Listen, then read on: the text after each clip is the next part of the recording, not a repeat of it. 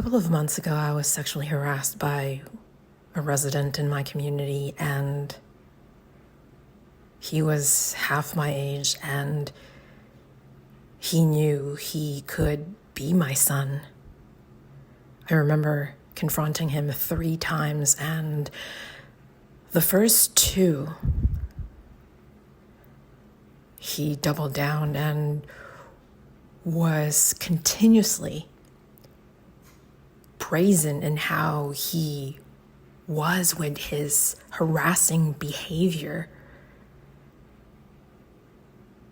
On the 3rd confrontation, he thought it would be best to walk away.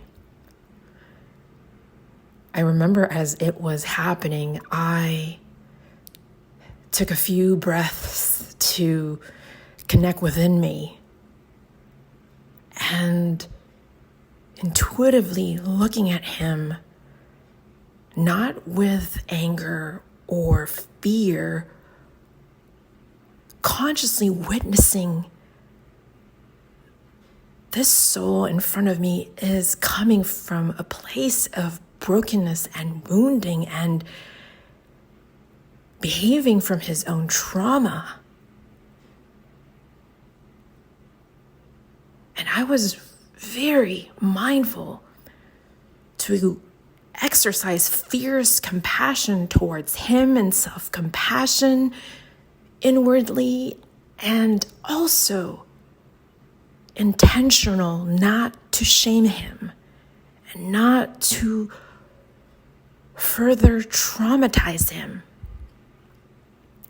As one with experience of numerous sexual assaults and sexual violence throughout my years growing up, having done the work, continuously doing the work, and having had continuing education in mental and emotional well-being, and recently completing a trauma healing certification training,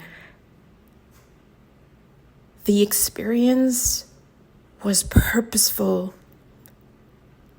And then I think about so many people out there with so many unprocessed wounds and unhealed traumas.